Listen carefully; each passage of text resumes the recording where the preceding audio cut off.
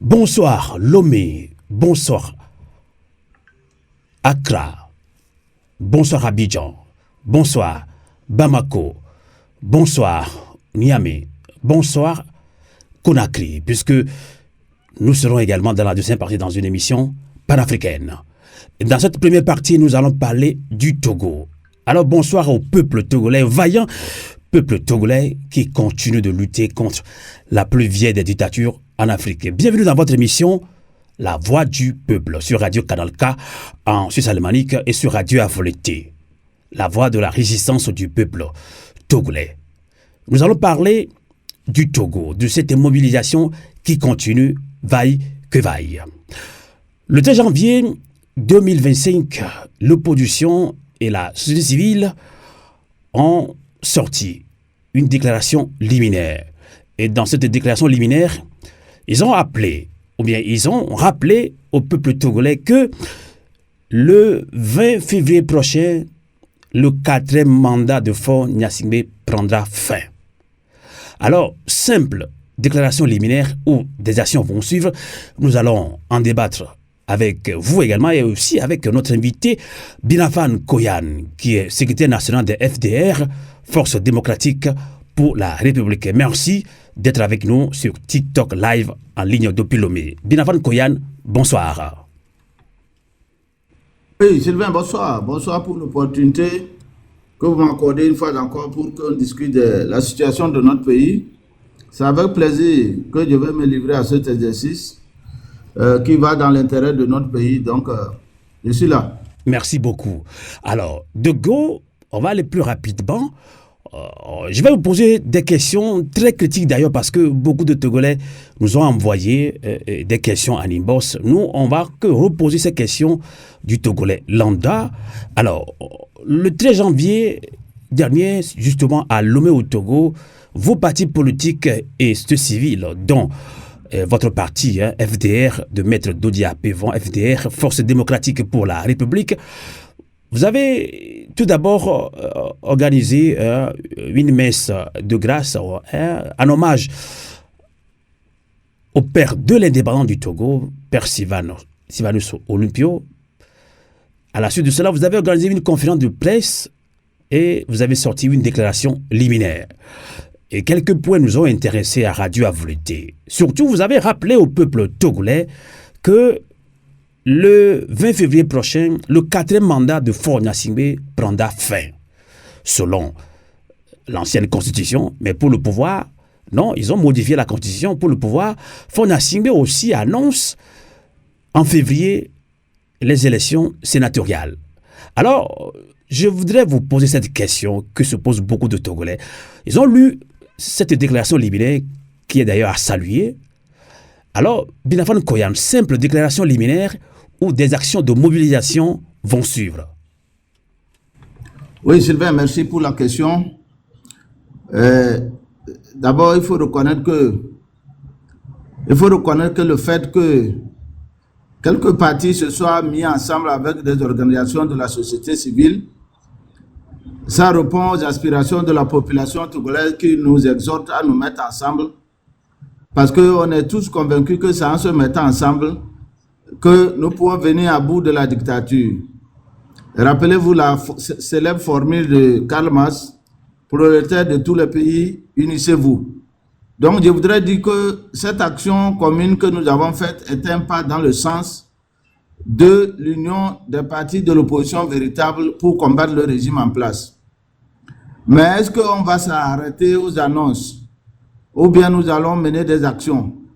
Non, je crois que si on s'arrête seulement aux annonces, ça ne donnera rien. Naturellement, nous sommes face à une dictature et la dictature n'a que faire de simples déclarations. Donc, la déclaration, même pour aller à la guerre, c'est avec le verbe qu'il faut mobiliser les soldats. En politique, c'est avec le verbe. L'arme du politicien, c'est le verbe. Donc, cette déclaration va certainement précéder des actions, mais je ne dirai pas quand. Parce que nous nous concertons pour définir ensemble des actions à mener afin de pouvoir libérer notre pays. Donc, je peux vous rassurer que on ne va pas juste s'arrêter à la déclaration, mais ce message aussi est un appel au peuple togolais pour dire, ah, voilà, Faure vient de faire, il va boucler 4 mandats, mais comme vous-même vous l'avez annoncé, par le changement de constitution, bon, le coup d'état constitutionnel, il va trouver des entourloups pour continuer par garder le pouvoir. Donc c'est un message au peuple togolais pour dire, ah, peuple togolais, lève-toi. Les actions que le parti d'opposition et la société civile vont vouloir mener, mais si le peuple ne tient pas debout, quelle que soit notre bonne foi, quelle que soit notre volonté, si nous appelons à des actions et nous ne sommes pas suivis, vous comprendrez que ça ne marchera pas. Donc, ce message est un appel, c'est un cri d'alarme pour attirer l'attention du peuple togolais qu'il y a danger et qu'il faut s'organiser. Et donc, nous avons déjà fait un pas en tentant de réunir des partis politiques. Ça va se renforcer. Le peuple nous a demandé de travailler pour l'union. Nous sommes dans la logique de travailler pour l'union. Il faut que désormais le peuple nous encourage en répondant aux appels à la manifestation. Je rappelle toujours que les armes en politique pour le politicien qui lutte les mains nues, c'est le peuple. Sans le peuple, justement, j'allais vous poser la question, sur quoi vous comptez, quel rapport de force avez-vous face à un pouvoir dictatorial? Pour Faure Gnassingbé, le chien à bois, la caravane passe. Vous avez même parlé de l'armée, où vous dites que vous avez dénoncé que ce pouvoir inféodé instrumentalise l'armée contre vous, surtout opposition, et le peuple togolais. Quel rapport de force face à ce système dictatorial Togo? Non, à l'état actuel, il faut dire que le rapport de force n'est pas à notre faveur. Il faut être honnête. D'accord. Mais nous allons travailler à renverser le rapport de force à notre faveur. Parce que nous avons, quand on parle de l'opposition, c'est l'écrasante majorité des Togolais qui ne se retrouvent pas dans le régime en place. Et nous nous sommes convaincus qu'un peuple ne dort pas définitivement. Donc, le peuple togolais, nous allons travailler à mobiliser le peuple togolais pour prendre son destin en main. Et la constitution de 1992, y compris même, bon, la constitution issue du coup d'état constitutionnel que moi je ne veux pas évoquer. En tout cas, moi je suis dans la résistance. Je suis dans la résistance, donc pour moi, ça, c'est un fait divers. Nous, la constitution de 1992 accorde le droit au peuple togolais de manifester son mécontentement et de dire ce dont il n'est pas d'accord. Donc, nous attirons l'attention du peuple togolais. Si le peuple est debout, demain, vous nous verrez devant. Mais si nous travaillons dans l'ombre et on constate que le peuple ne va pas nous suivre, bon, parfois, il vaut mieux ne pas engager des actions que de les engager, que ça soit un échec cuisant. Ça décourage encore plus. Mais je crois que... Est-ce que vous hésitez, est-ce que vous hésitez, vous, partis politiques et civils, vous hésitez à appeler le peuple à sortir, manifester dans les rues? Vous pensez que le peuple ne va pas répondre? Parce qu'on dit souvent qu'on est un petit peu fatigué de l'opposition. Mais là, vous vous organisez. Est-ce que vous hésitez à les appeler? Vous savez, nous avons nos canaux d'information pour sonder la population. Nous savons que la mayonnaise n'est pas encore très prête. C'est pour ça que nous allons faire du travail. On va faire du travail, le travail dans l'ombre. On va travailler de façon discrète pour sensibiliser les gens. Et le moment venu, on va lancer un appel à la mobilisation. Mais pour le moment, c'est un travail discret. Il faut d'abord que nous arrondissons les angles. Il faut reconnaître que nous étions tellement divisés sur beaucoup de points et que nous sommes en train de... il faut définir une stratégie commune. Du moins pour ceux qui se sont encore mis ensemble. Mais il faut travailler à élargir le groupe, à aller vers nos autres camarades de l'opposition, quel que soit ce qui nous a opposés hier. Et parce que si nous poursuivons le même objectif, il n'y a pas de raison de continuer par nous garder rancune. Et je crois que les gens sont prêts à sauter le pas pour aller vers un regroupement plus fort. C'est la seule porte de salut. Voilà, c'est la seule porte de salut. Nous allons travailler pour ça. Et comme je vous le dis, dès que nous sentons qu'il y a des frémissements, le peuple est prêt, vous verrez des actions populaires. Voilà. D'accord. Alors, vous allez dans une synergie d'action. On parle aussi du front Touche pas à ma constitution qui, il y a quelques jours, lors d'une conférence de presse, avait aussi alerté le peuple togolais sur comment notre argent est mal géré. Hein. Où va l'argent du Togo? Donc, eux aussi, ils sont en harmonie avec vous quand vous parlez de coup d'État constitutionnels, ils sont en harmonie avec vous également. Alors, je repose ma question. La déclaration, elle est très bonne, et très suivie par beaucoup de résistants togolais, mais simple déclaration, des actions vont suivre. Là, vous dites que oui, vous êtes en train d'y préparer, hein, de se préparer à cela. Alors, quelle contribution du peuple togolais, Binafan Koyan? Oui, le peuple togolais se dit un petit peu, beaucoup de Togolais se disent un peu, est-ce que ces politiciens vont le faire, ou c'est plutôt aussi, comme on le dit souvent, certaines analyses politiques, on parle de limites institutionnelles des partis politiques. Est-ce que vous êtes un petit peu bloqué par ça aussi? Ok, d'accord. Avant de répondre à cette question un peu surprenante mais importante, je voudrais d'abord dire non. En fait, vous avez demandé quelle est la contribution du peuple togolais. Oui, mais c'est le peuple togolais qui est brimé, qui doit se libérer. Donc, il doit se lever. Nous, on n'est que peut-être le capitaine de l'équipe. On joue pour la même victoire. Parfois, l'erreur que nous faisons, c'est que la grande majorité croit que bon, c'est les quelques leaders de l'opposition qui doivent renverser le régime. Ce n'est pas possible. Donc, nous ne sommes que les capitaines de l'équipe. Mais toute l'équipe entière, c'est le peuple togolais. Donc, le peuple togolais, c'est sa bataille. Nous les exhortons à se mettre debout. Voilà, donc vous avez parlé tout de suite de comment l'argent du peuple togolais est dilapidé. Oui, mais si notre argent est dilapidé, la misère règne dans le pays. Ce n'est pas seulement les leaders de l'opposition qui sont touchés. Je dirais même qu'ils sont moins touchés. Voilà, parce que ils ne sont pas les derniers de la classe. Donc, c'est quand notre argent est dilapidé, les principales victimes, c'est le peuple togolais. C'est les populations qui n'ont pas les moyens de scolariser leurs enfants dans de bonnes écoles, étant donné que les écoles publiques, vu le nombre, ne font pas du bon travail. C'est le peuple togolais. La dilapidation, la conséquence, c'est le peuple togolais qui n'a pas les moyens de se soigner. C'est le peuple togolais qui ne mange pas plus d'un repas par jour. Donc, bref, il ne s'agit pas que le peuple togolais attende que quelqu'un fasse le travail pour qu'il vienne contribuer. Il faut que le peuple togolais soit debout. Dès qu'on l'appelle à se lever pour se libérer, pour qu'il se mette debout. Donc voilà, vous allez, si je comprends bien, vous allez bientôt appeler le peuple togolais à vous suivre. Parce que vous dites que le 20 février prochain prendra fin le 4e mandat de Faure Gnassingbé. Nous n'avons pas autre chose à faire que d'appeler le peuple togolais, parce que le peuple togolais, c'est nos troupes. C'est les troupes de la libération. C'est l'armée pour la libération du peuple togolais. Il n'y a pas autre personne ne viendra d'ailleurs. Donc, tôt ou tard, on fera appel au peuple togolais. Et c'est un constat. Même les gens disent que l'opposition dit que le mandat de Faure prend fin. C'est juste un rappel. Son mandat prend fin, effectivement. Mais, comme nous le constatons, il ne veut pas quitter le pouvoir. Donc, c'est au peuple togolais de prendre son destin en main.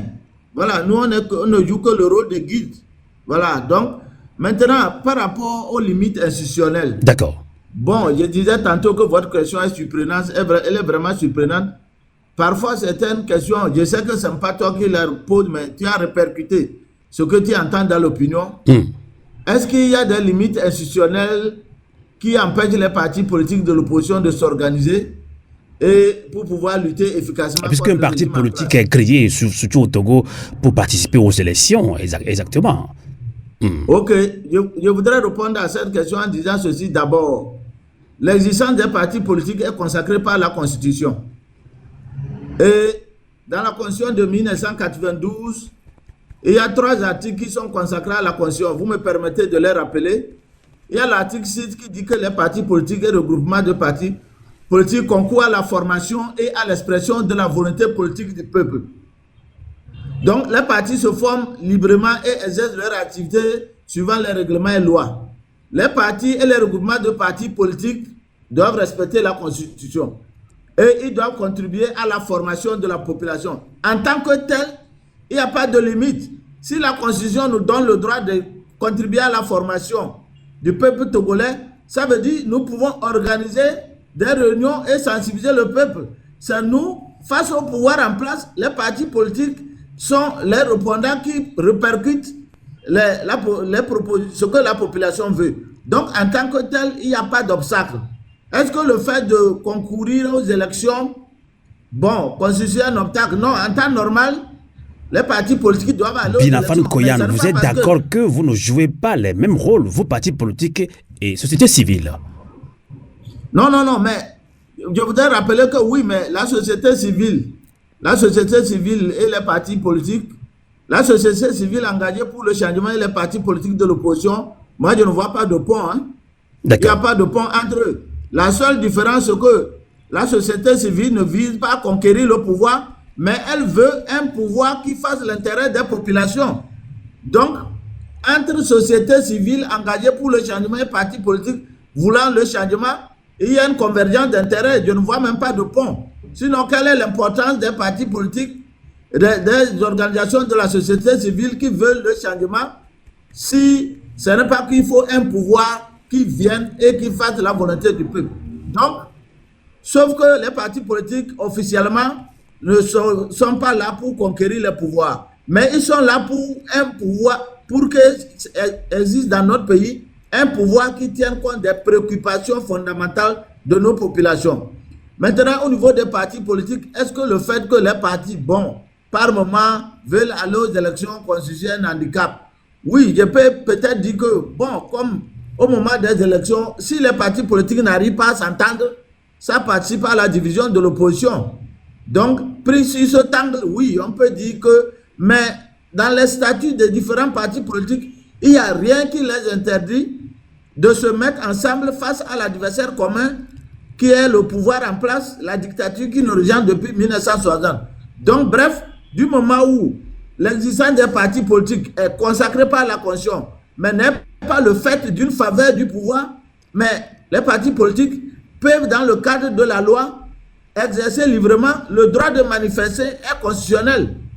Mais le pouvoir va vouloir tout faire pour empêcher que les partis politiques s'organisent, se renforcent pour le renverser. Mais c'est une illusion pour nous-mêmes de croire que le pouvoir va nous laisser nous organiser pour le renverser. D'accord. La liberté est sa rage. Mon frère, il n'y a rien qui s'obtient sans lutte. Il faut qu'on le comprenne une fois de bon. D'accord. Binafan Koyan, on comprend bien. Cette question revient tout le temps dans le cas togolais. Est-ce que vous arrivez à comprendre à ceux qui estiment que le combat que nous menons dépasse les partis politiques? Oui, mais bien sûr. Ce n'est pas un combat de partis politiques seuls, je suis d'accord. D'accord. Le Togo n'est pas encore une démocratie. On s'est battu en 90, et on a proclamé une constitution, on dit que le Togo est un état de droit démocratique. Nous l'avons proclamé sur papier, mais dans les faits, ça n'existe pas. Donc le combat, c'est le combat de tout le monde. Ce n'est pas des partis politiques seuls d'ailleurs. D'ailleurs, les partis politiques, leurs militants, c'est les populations. Ce sont les citoyens. C'est un combat citoyen. Ce n'est pas un combat. Les partis politiques n'ont pas la prétention de dire qu'elles peuvent seules. Non. C'est un combat citoyen, c'est un combat de tous les jours. Ceux qui commettent l'erreur de s'acharner sur l'opposition, ils n'ont rien compris. Sinon, c'est un combat de tout le monde. Les partis politiques sont seulement des cadres de mobilisation des citoyens. Voilà. Et puis, ceux qui pensent que le fait d'être parti politique, que les limites institutionnelles empêchent de mouvoir, c'est faux. Je vais vous rappeler quelques dates. En 2005, à la mort du président Yadema, l'opposition s'est organisée, les partis politiques se sont organisés avec la société civile pour faire échec au coup d'État constitutionnel. Donc, au Togo, l'expérience a montré que c'est quand les partis politiques appellent à des manifestations, dans une synergie d'action, les populations se mobilisent. Donc, l'existence de plusieurs partis politiques n'est pas un obstacle. Il faut simplement que tous ces partis aient comme pour objectif, parce que pour que nos partis puissent s'épanouir et gagner le pouvoir et appliquer leur programme, il faut que le Togo soit une démocratie. Malheureusement, le Togo n'est pas encore une démocratie. D'accord. Donc ça n'est même pas le temps de déployer les programmes. D'accord. Voilà, donc le combat, le seul programme qui vaille, c'est comment venir à bout de la dictature qui nous regarde. Ce n'est qu'après ça qu'on pourra organiser des élections transparentes. Sinon, ce que nous faisons aujourd'hui, il faut en être pour faire le constat après plusieurs élections que qu'il ne s'agit pas d'élections, ce sont des farces. Voilà, donc, je montrais comment les partis politiques ont contribué à mobiliser le peuple de façon populaire. En 2012, il y a eu des manifestations monstres avec le CSC, il y avait les partis politiques et les organisations sociales civiles. Et en 2014, rappelez-vous que c'était juste seulement les partis politiques. Donc, le fait qu'il y ait l'existence des partis qui sont régis par les tests ne sont pas forcément n'est pas forcément un obstacle. Mais si les partis politiques eux-mêmes ne prennent pas garde et mettent au-dessus de tout, s'ils mettent au-dessus de l'intérêt général, leurs intérêts partisans, si chacun dit il faut aller aux élections, même si je gagne 2 postes de mairie, 2 députés, on va en parler tout à l'heure. Si c'est comme ça là, si on prend la lune là comme ça, on a tout faux et on est à côté de la plaque. Merci beaucoup. Vous qui venez de nous rejoindre dans ce débat citoyen, interview exclusive que nous menons avec Binafan Koyan.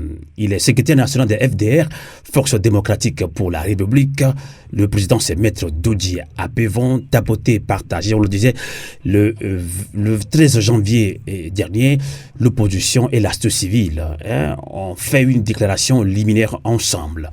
Ils ont alerté le peuple togolais que le 20 février prochain prendra fin le 4e mandat de Faure Gnassingbé.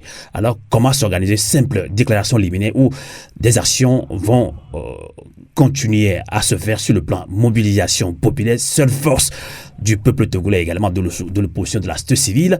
Alors, Binafan Koyan, tout à l'heure, vous avez dit que bientôt vous allez appeler le peuple togolais à sortir.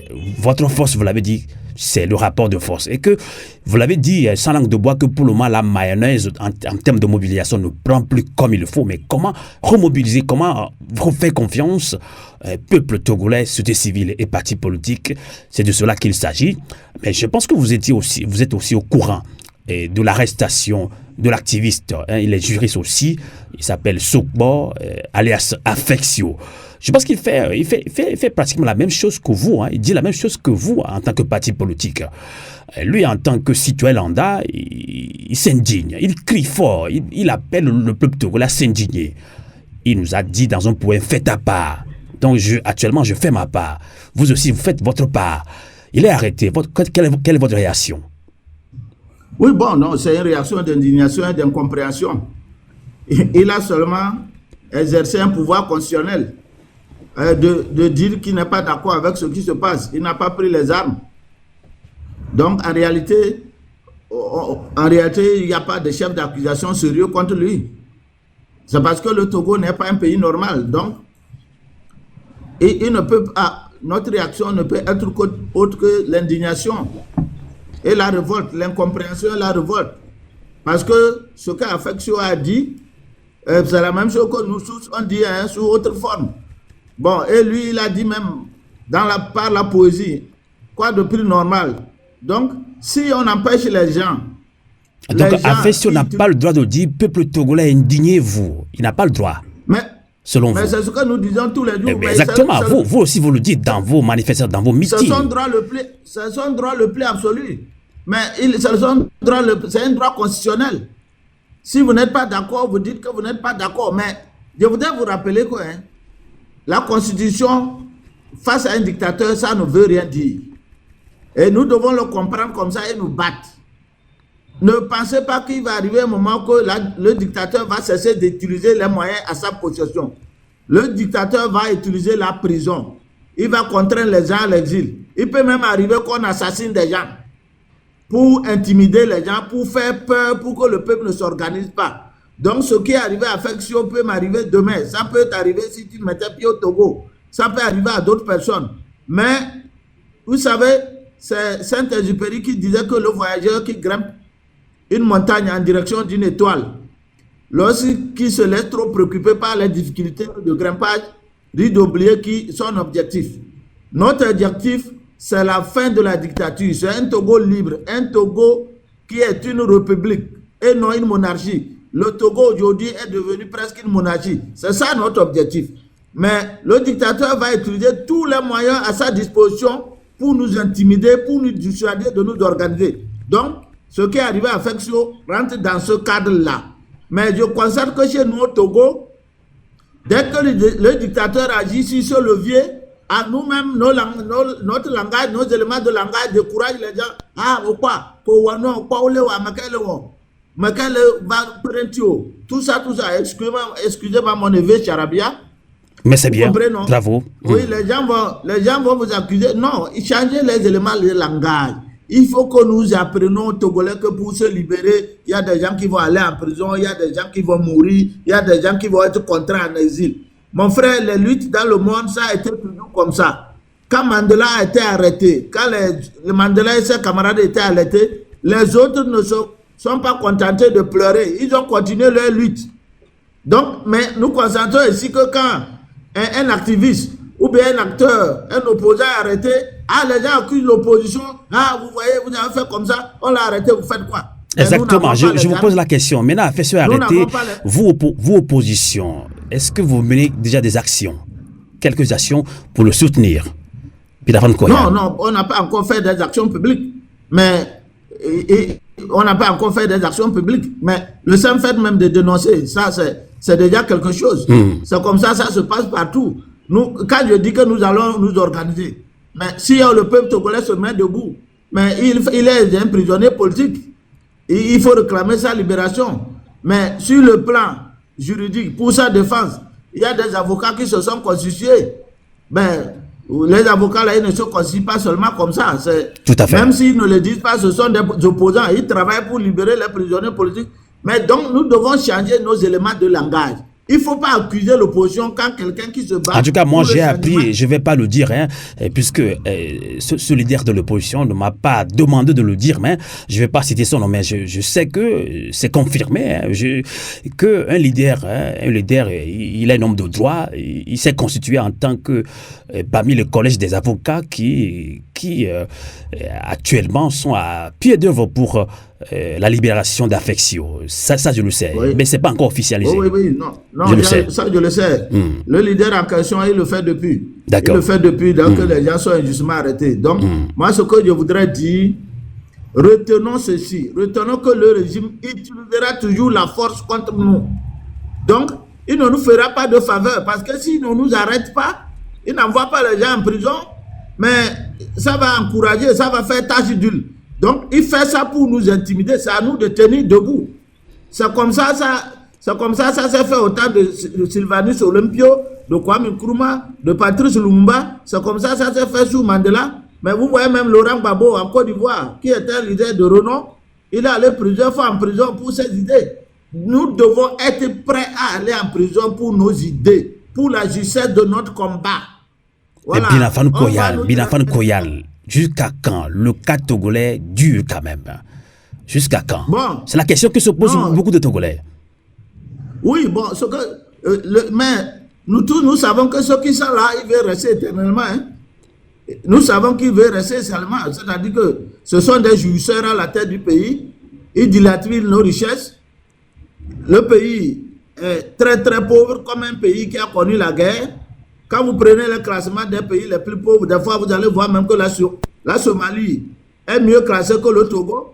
Alors que la Somalie, depuis 1992, a connu une guerre civile. Il y a aujourd'hui le terrorisme. Donc le pays est mal dirigé et ça impacte négativement sur nos vies. Et nous savons que ces gens qui sont là, ils ont une conception butin de la politique. Pour eux, ils considèrent la politique comme une guerre. Ils considèrent qu'ils ont gagné une guerre contre l'opposition et ils vont se partager le pays comme un butin de guerre. Donc, si vous me demandez le cas togolais, c'est jusqu'à quand je dis ça dépend du peuple togolais. Vous comprenez, M. Sylvain Amos, ça dépend de vous, ça dépend de moi, ça dépend de tout le monde. Donc, le régime là ne va jamais s'amender. Hein. C'est ça. Ils ne vont jamais trouver la voie de la raison pour dire que le Togo va être une démocratie. Non. D'accord. Donc, par exemple, je voudrais vous rappeler quelque chose qui est écrit dans la Constitution de 1992. Allez-y. Les deux lions qui sont dans le drapeau. Mais ils symbolisent le courage du peuple togolais. Et ils symbolisent le fait que, et les flèches qui sont tenues symbolisent le fait que la libération du peuple togolais réside dans ses propres mains. Personne ne viendra comme un messie nous libérer. Donc, si vous demandez jusqu'à quand, Je dis, si nous croisons les bras, ça va encore durer 50 ans. Mais si nous voulons, demain même, ça prendra fin. D'accord. Voilà. Ça... Alors, merci, on comprend que vous voulez nous dire que nous devons maintenir cette flamme de mobilisation. Merci, Binafane Koyan.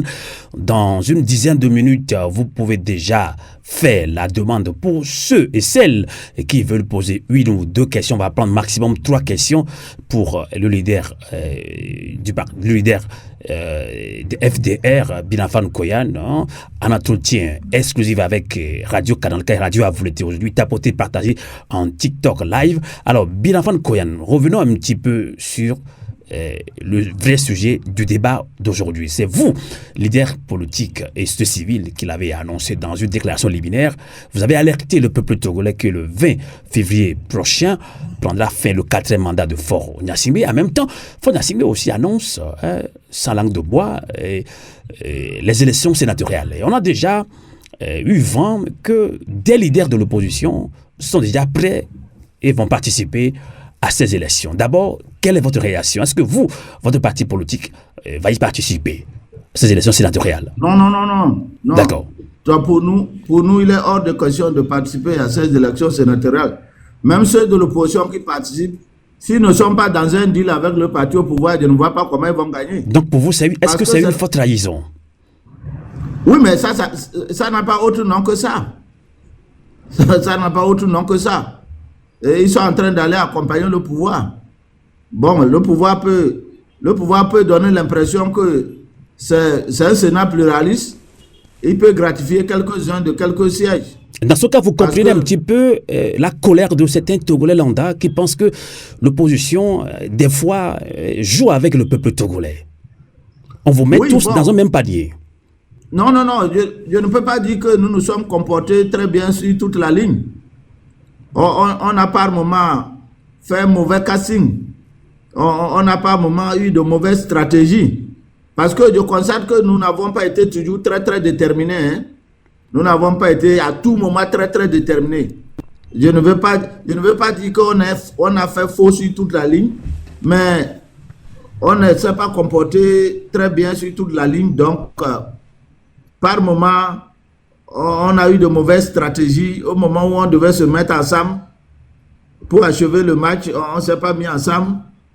Bon, par moment, nos intérêts partisans ont pris le dessus. Bon, je peux dire qu'on a, par moment, on a commis des erreurs. Ça, on ne peut pas le nier. Mais il faut reconnaître que les erreurs de l'opposition sont exagérément grossies. Hein? Les erreurs de l'opposition sont exagérément grossies. Nous sommes dans un pays. Le pouvoir n'a pas hésité à tuer plus de 500 personnes en 2005. C'est vrai, si le pouvoir n'utilisait pas la brutalité, mais depuis 1990, le RPT serait un mauvais souvenir. D'accord, alors Binafane Koyan, pour beaucoup de Togolais, ils m'ont envoyé des messages, me dit Sylvain, voilà pourquoi nous sommes fatigués de l'opposition. Alors, on a tous dénoncé le coup d'État constitutionnel, mais certains de l'opposition participent maintenant à ces élections sénatoriales. Ils sont connus des Togolais. Est-ce que ça vous a choqué? Est-ce que c'était prévisible selon vous? Non, monsieur Sylvain. Bon, moi, je crois que si les gens veulent s'intéresser à la politique, ils doivent un peu lire, hein, ils doivent beaucoup s'instruire. Tu sais, la trahison dans les luttes de libération, c'est monnaie courante. Hein, c'est monnaie courante. Hein. Vous savez, derrière des idiots se cachent des gens malins qui cherchent à assouvir leurs propres besoins. Hein. Donc, notre lutte a connu des traites, elle connaîtra encore des traites. Hein. Donc, on ne peut pas être totalement à l'abri des traites, monsieur Sylvain. Si nous pensons qu'il y aura un jour où les gens vont cesser de trahir, on se trompe. Il y aura des gens qui vont trahir, mais ce n'est pas ça qui a empêché le peuple togolais d'aboutir. En Afrique du Sud, il y a eu des traites. Au temps de la lutte pour les indépendants, il y a eu des traites. En tout cas, donc, vous allez continuer. Ça ne doit pas arrêter. Exactement. Ça ne doit pas arrêter notre détermination. Ça ne doit pas détendre sur notre détermination. Vous voyez que dans certains partis politiques sérieux, les gens qui n'ont pas respecté les consignes du parti, ils ont été exclus. Hein. Exactement. Moi, je vais quand même le citer rapidement parce que nous avons eu copie du communiqué portant exclusion définitive de certains membres de l'ANC, Alliance nationale pour le changement de Jean-Pierre Fabre. Alors, Jean-Pierre Fabre est très fâché, très remonté contre, oui, ses leaders, membres de son parti qui veulent maintenant participer à ces élections sénatoriales. Pour lui, non, il est très fâché, il a dit non, c'est pas possible. Donc, en tout cas, chapeau, il faut quand même classer rapidement les traites. Donc, vous dites que vous n'êtes pas tellement choqué. Est-ce que c'était prévisible selon vous? Je vous ai posé cette question. Vous non, mais en fait, quand vous voyez les partis de l'opposition qui se sont déclarés, bon, si vous suivez leur parcours, vous n'allez pas très étonné. Hein? D'accord. Voilà, si vous suivez leur parcours, parfois, bon, vous savez, dans l'opposition, il y a des faux opposants, hein, il faut avoir le courage de le dire. Ou bien, il y a des gens qui sont fatigués et qui pensent qu'il faut aller à la soupe. Voilà, donc, tu sais, comme la lutte a duré, les gens se laissent convaincre que il faut aller manger un peu. Voilà, donc, c'est pour ça qu'on connaîtra encore les trahisons. Voilà ce que moi je peux dire, mais moi je ne crois pas que c'est ça qui va empêcher le peuple togolais de se libérer, s'il est déterminé. Ceux qui trahissent ne sont pas plus nombreux que ceux qui continuent la lutte. D'accord. Merci, on comprend. On va prendre tout de suite Paulette. Je ne sais pas si elle nous écoute. Paulette, bonsoir. Non, je ne pense pas. Alors, Georges, bonsoir. Bonsoir, monsieur Sylvain. Et bonsoir à mon cher aîné Binafam, que je salue de passage. Je tiens une fois encore à le féliciter pour son courage de longue date. Je crois que c'est un exemple en termes de lutte pour la revendication justement de la liberté des citoyens dans une dictature. M. Binafam a un parcours très modèle et exemplaire depuis l'université jusqu'à aujourd'hui, qu'il porte la casquette d'un politique. J'ai 2 ou 3 questions à poser à mon cher aîné Binafam, s'il permet. Oui, on est là pour ça, mon frère, allez-y. D'accord. La posture ou l'étiquette que moi je porte en tant que défenseur des droits de l'homme, tel que vous connaissez déjà, je voudrais savoir, face à ce statu quo exprimé par la suppression totale de l'espace civique au Togo, qu'est-ce que vous, les politiques, vous faites? La suppression de quoi? De l'espace civique. La suppression totale de l'espace civique. C'est-à-dire, on ne vous permet plus d'organiser des manifestations. C'est ça? J'ai compris. D'accord. Et nous savons que l'espace civique est un espace dont tout citoyen de chaque pays doit pouvoir jouir sans ambiguïté. Mais le constat amer est que depuis un certain moment au Togo, nous passons de la restriction à la suppression totale de cet espace. Récemment, les camarades ont voulu juste organiser un concours de lecture aux élèves de quartier. Cela a été heurté à l'interdiction du ministère de tutelle ou du ministère local, du ministère qui encadre justement, bon, je ne dirais même pas que c'est le ministère, mais de l'autorité de façon unique. Et face à cette suppression, à ce statu quo, qui viole un droit fondamental, qu'est-ce que vous faites, vous les politiques, dans l'ensemble, face à ce constat, qu'est-ce que vous faites aujourd'hui pour démontrer au pouvoir que du moins c'est ça là, il ne doit pas pouvoir toucher à ça? Ok. Très bonne question d'ailleurs, en tant que citoyen lambda. Merci Georges. Je peux répondre? Oui, allez-y, Binafam Koyan. Oui. Bon, je voudrais d'abord attirer l'attention de mon frère. Merci pour les compliments. je voudrais d'abord attirer votre attention que les espaces civiques n'existent que dans les pays démocratiques. Hein. Le Togo est l'une des plus vieilles dictatures, donc ça ne nous étonne pas. Et le fait qu'on est passé de la limitation, de la restriction à presque l'interdiction totale est une preuve que le régime devient de plus dictatorial. Donc, nous devons prendre notre destin en main. Je disais tantôt que le régime dictatorial va jouer sur tous les atouts à sa disposition. La brutalité, peut-être même les assassinats, la contrainte en exil, et comme vous venez de voir, les interdictions de simples manifestations. Mais moi, je ne crois pas qu'un peuple qui veut se libérer doit avoir une autorisation avant de se libérer. Mais maintenant, qu'est-ce que les politiques ont fait? J'avais déjà répondu à Sylvain en montrant que les politiques, les leaders politiques, les partis politiques ne sont forts que si le peuple au nom duquel ils parlent est debout. Et l'expérience a montré que chaque fois que le peuple togolais a été debout, l'opposition a pu faire trembler ce régime. Nous avons dénoncé cette situation, mais ça n'a pas changé. Et je rappelle que quand ils ont opéré leur coup d'État constitutionnel, nous avons appelé à des manifestations publiques. Quelques leaders se sont déplacés sur le lieu, ça n'a pas marché. Donc, pour le moment, bon, nous manquons les moyens pour renverser cette situation, mais c'est au peuple de se mettre debout. C'est un combat citoyen, la restriction des libertés. Et vous qui êtes défenseurs de l'homme, vous faites votre part, mais il faut que le peuple togolais qui voit les libertés se réduire au jour le jour. Vous savez qu'aujourd'hui même, la partie concernant les libertés, c'est dans leur constitution, c'est dans les annexes. Annexé. Vous voyez l'état d'esprit de ce régime. Mais le peuple togolais apparemment ne prend pas conscience du danger. Voilà, donc, si nous ne prenons pas conscience du danger, l'opposition va tirer la sonnette d'alarme. D'accord. Mais elle ne peut rien si le peuple n'est pas debout. Et tout le monde sait que l'opposition a dénoncé cette situation et a même tenté de marcher.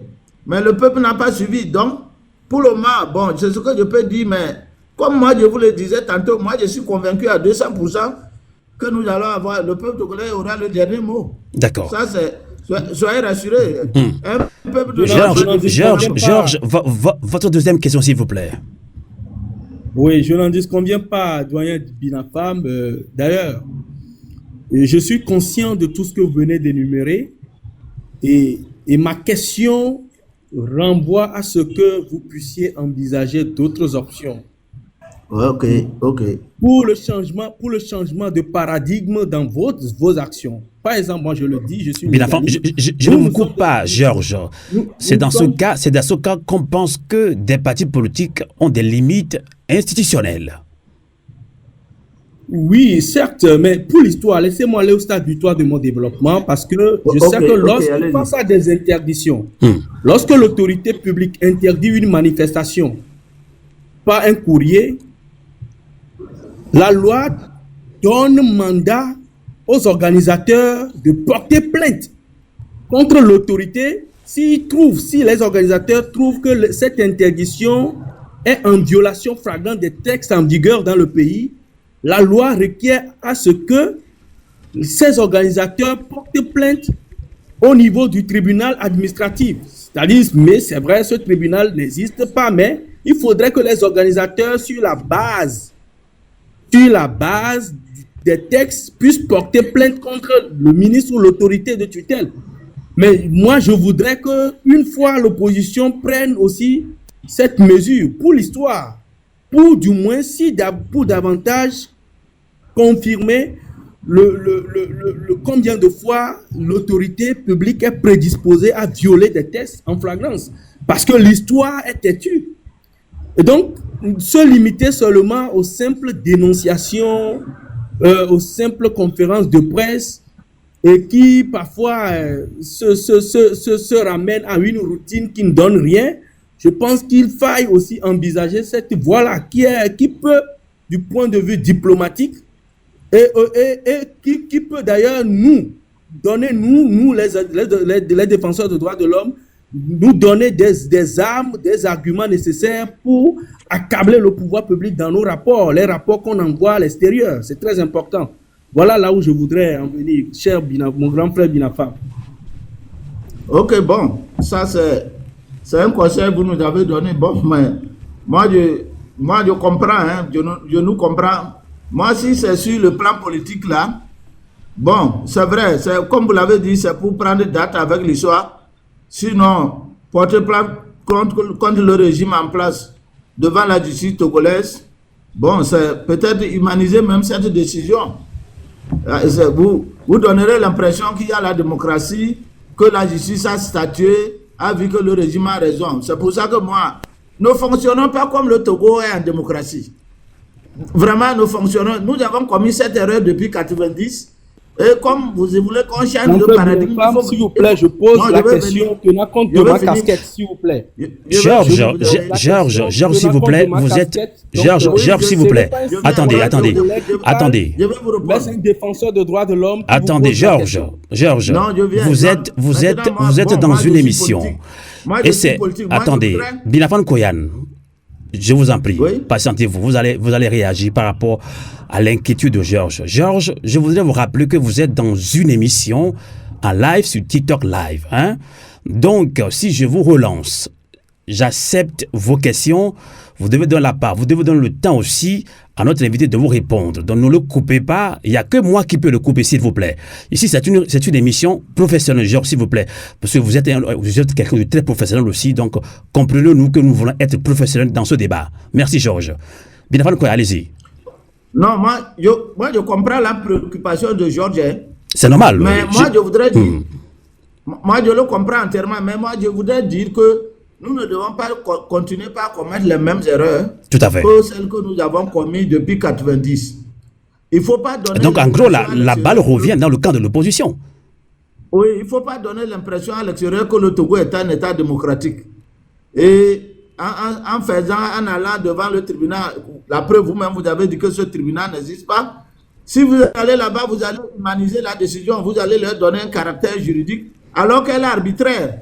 Si vous allez devant le tribunal arbitral qui va trouver les arguments, comme nos juges, ils disent le faux, ils vont trouver tous les arguments pour humaniser cette décision, alors qu'elle est arbitraire. C'est pour ça, moi, ce que nous devons comprendre, nous sommes dans une dictature et il faut combattre la dictature par les moyens à notre disposition.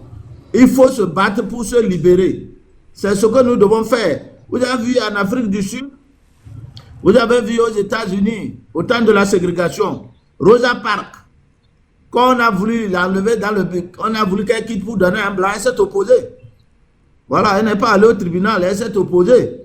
En Afrique du Sud, les Nelson Mandela, quand on les interdisait d'aller dans des quartiers, ils allaient, on les arrêtait, ça fait du bruit. Je crois que nous devons être prêts à franchir ce pas.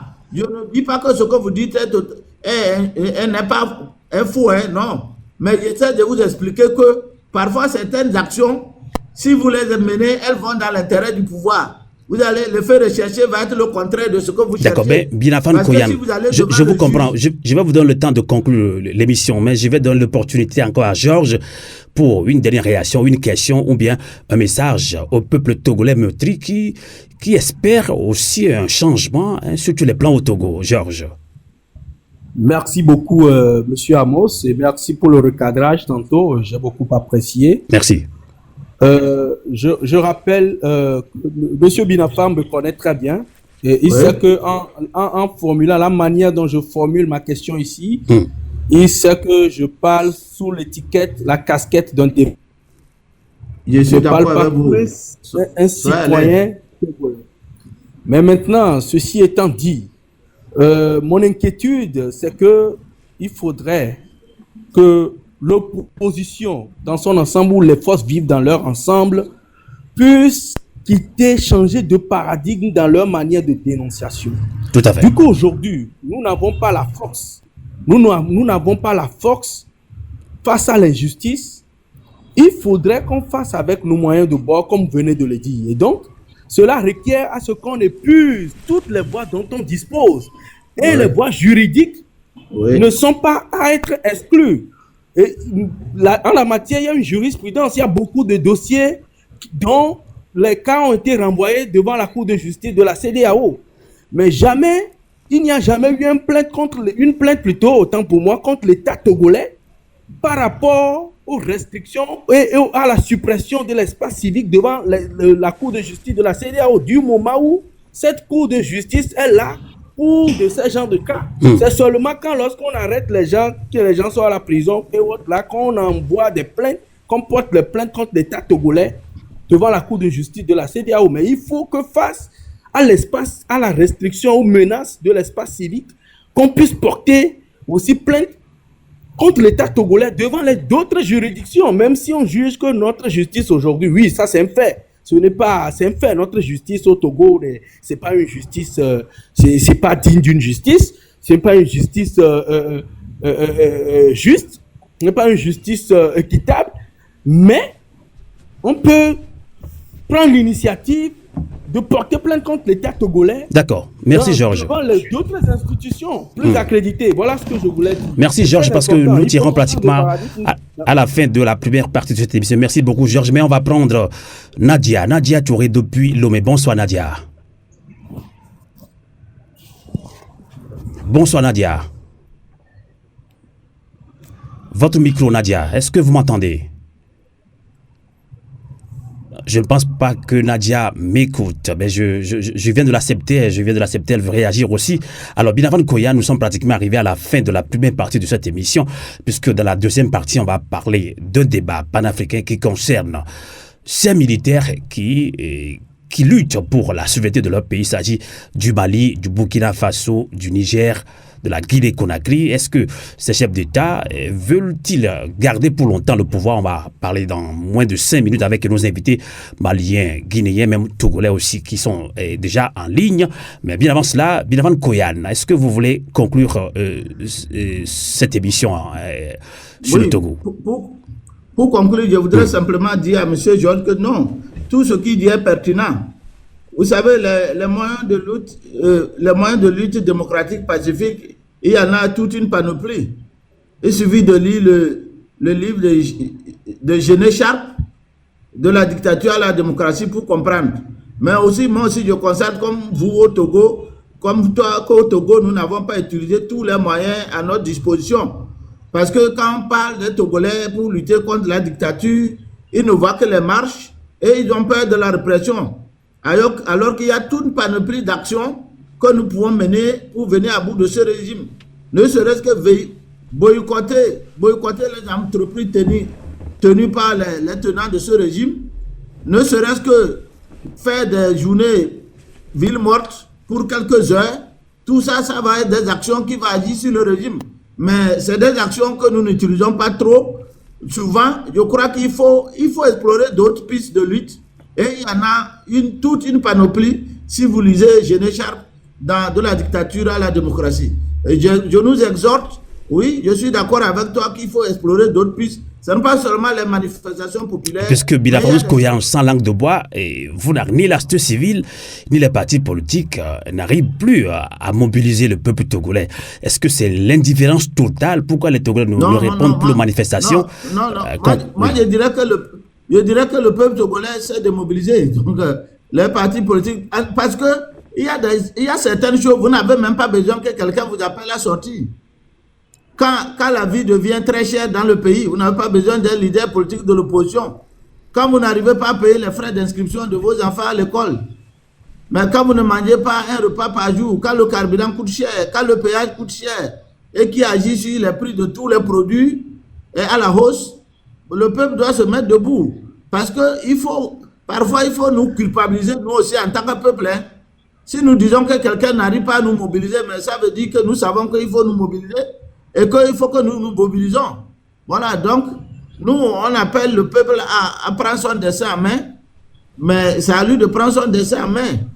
Voilà, ni Jean-Pierre Fabre, ni Maître Pevon, ni Professeur Elou, ni Gogué, ni les autres leaders ne pourront rien si le peuple n'est pas debout. Il faut que le peuple se mette debout. Merci. Donc, pour conclure, je voulais encore réaffirmer mes convictions selon lesquelles je suis convaincu que, comme l'Empire du Mali, l'Empire Songhai et l'Empire Gao, tous ont péri, le régime RPT lui périra, mais ça dépendra de la détermination du peuple togolais. Moi, je suis un optimiste par nature, je ne suis jamais abattu, je suis un leader, si je suis abattu et les troupes. Donc, peuple togolais, prends ton dessin en main, mobilise-toi, on viendra à bout de la dictature. Sauf Dieu n'a pas de fin. Merci. Merci infiniment, Binafan Koyan. Je rappelle à vous qui nous suivez dans cette émission que Binafan Koyan est leader politique de l'opposition. Il est secrétaire national des FDR, Force démocratique pour la République, dont le président est Maître Dodji Apevon. Merci infiniment d'être venu ici sur TikTok Live. C'est pas évident pour vous, leaders politiques. Merci infiniment d'avoir compris aussi que les réseaux sociaux font partie de ce combat de sensibilisation. L'émission est également à retrouver sur Radio Avulté, Radio Canal K et sur nos podcasts YouTube. Merci infiniment, Binafan Koyan. Bonsoir depuis l'Obé en toute résistance. Merci et à très bientôt.